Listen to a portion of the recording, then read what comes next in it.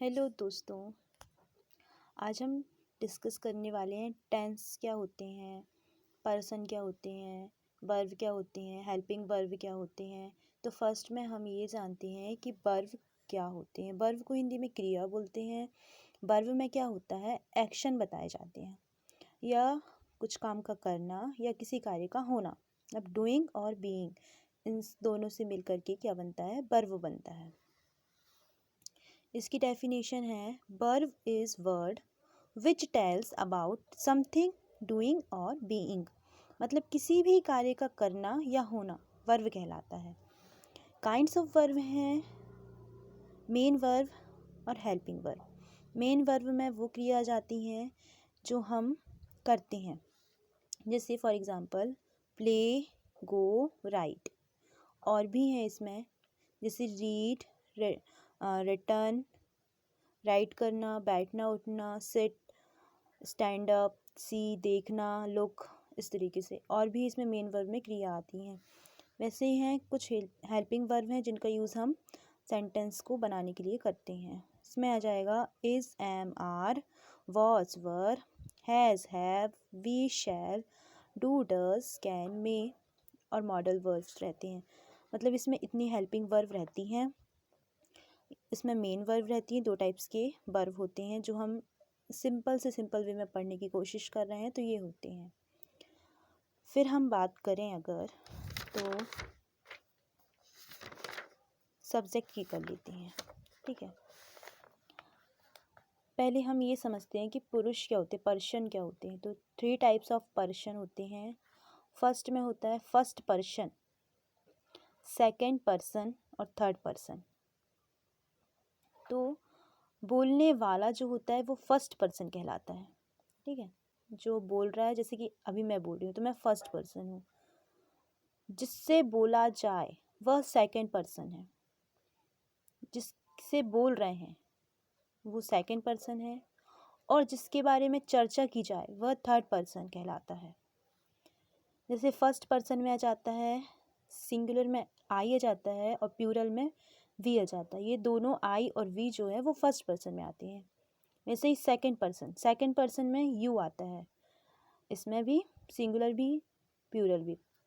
Third person में आता है he, she, it, any single name, जो सिंगुलर में आते हैं। फिर प्लूरल में क्या आता है, थर्ड पर्सन में दे आता है, या कोई भी डबल नेम, वो प्लूरल में आते हैं। अब हमें ये समझना है कि हम एक सेंटेंस बनाने के लिए किन किन चीज़ों की ज़रूरत पड़ती है। जैसे सबसे पहले हमें सब्जेक्ट की ज़रूरत पड़ेगी, सेकंड में हमें हेल्पिंग वर्ब की ज़रूरत पड़ेगी, थर्ड में हमें मेन वर्ब की ज़रूरत पड़ेगी एंड फोर्थ में ऑब्जेक्ट की पड़ेगी या अदर वर्ड की पड़ेगी। तो सब्जेक्ट में क्या आते हैं, आई मतलब होता है मैं। फिर है वी मतलब हम, यू मतलब आप या तुम, दे मतलब होता है वे, ही मतलब वह, मेल के लिए यूज़ होता है, पुरुष के लिए। सी मतलब वह, स्त्री के लिए यूज़ होता है, फीमेल के लिए। इट मतलब होता है यह या वह, निर्जीव चीज़ के लिए यूज़ होता है।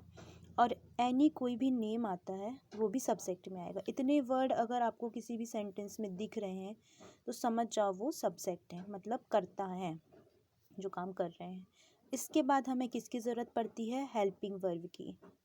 तो हेल्पिंग वर्ब हैं is, am, are, do, does, did, has, have, had, was, were, will, shall और कुछ मॉडल वर्ब भी आती हैं इसमें, कैन, मे। फिर होता है वर्ब में वही जो हम अभी पढ़े हैं, प्ले, गो, राइट, रीड, सी, कम, गो, ये सब आती है वर्ब में। और ऑब्जेक्ट में अदर वर्ड आते हैं, ठीक है। तो हमें ये समझना है कि कौन से सब्जेक्ट के साथ कौन सी हेल्पिंग वर्ब यूज़ की जाती है। मतलब सब्जेक्ट वर्ब एग्रीमेंट इसको बोला जाता है। तो आई के साथ हम कंटिन्यू टेंस में एम का यूज़ करते हैं। वैसे ही कंटिन्यू टेंस में वे के साथ आर का यूज़ करते हैं, यू के साथ आर का यूज़ करते हैं, दे के साथ आर का यूज़ करते हैं। इसके बाद कंटिन्यू टेंस में ही हम ही, शी, इट और किसी भी नेम के साथ इज़ का यूज़ करते हैं।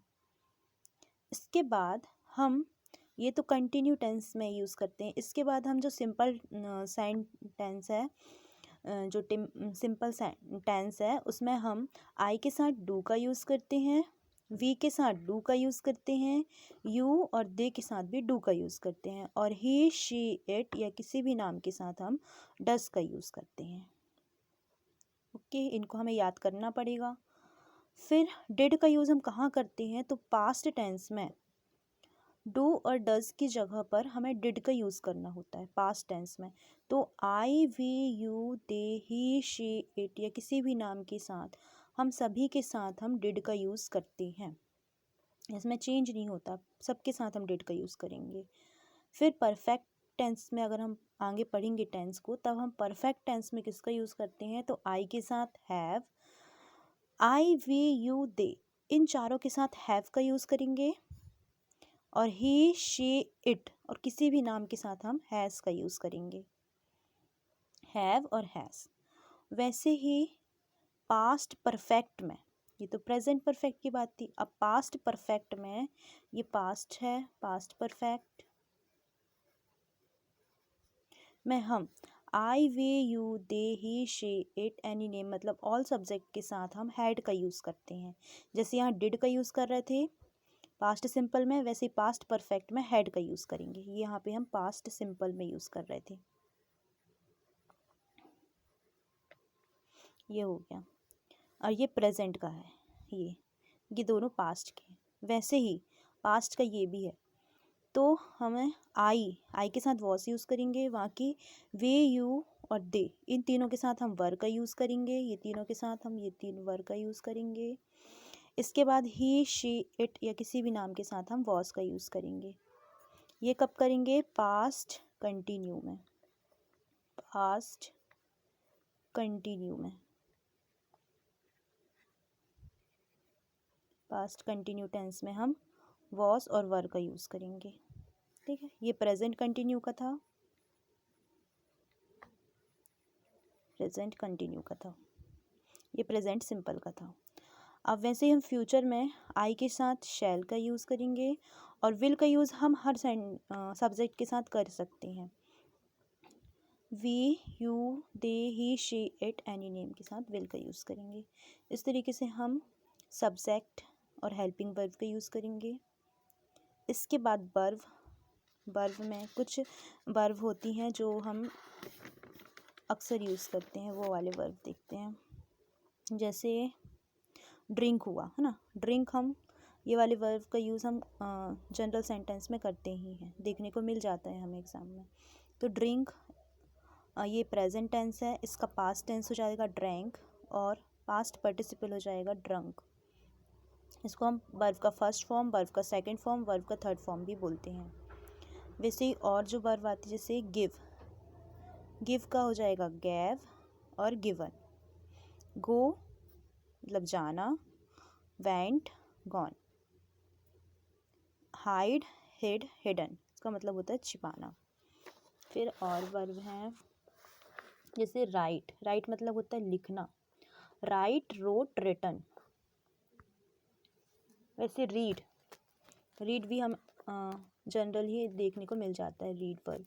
तो रीड मतलब पढ़ाई करना। शी मतलब देखना, शी, शाव, सीन। वैसे ही और वर्ब हैं, जैसे ये रिंग मतलब होता है बजाना, रिंग, रैंग, रंग, तीन फॉर्म इसके ये हैं। जैसे ये जीतना, कोई भी मैच जीतना या कुछ भी गेम को जीतना कहलाता है विन, वॉन, वॉन। कुछ भी चीज़ खोना उसको बोलते हैं लॉस, इसका सेकंड फॉर्म हो जाता है लॉस्ट, और थर्ड भी हो जाता है लॉस्ट। वैसे और ये जैसे ये तोड़ना, ब्रेक मतलब होता है तोड़ना, इसका सेकंड फॉर्म हो जाता है ब्रोक, और थर्ड हो जाता है ब्रोकन। और एक ये है शुरू करना, इसको बोलते हैं बिगिन, बिगैन और बिगन। इस तरीके से कुछ ऐसे वर्ब हैं जो हम अक्सर हमें देखने को मिल ही जाते हैं, ये वर्ब होते हैं। ये सब्जेक्ट वर्ब एग्रीमेंट है जो अभी मैंने आपको बता दिया। इसके बाद हम जानते हैं कि टेंस को का स्ट्रक्चर क्या है। सिंपल में प्रेजेंट सिंपल का स्ट्रक्चर क्या है, पास्ट का और फ्यूचर का स्ट्रक्चर क्या है, हम उसको कैसे फिल करेंगे, उनका नेगेटिव और इंट्रोगेटिव सेंटेंस कैसे बनाएंगे, ये हम नेक्स्ट वीडियो में जानेंगे।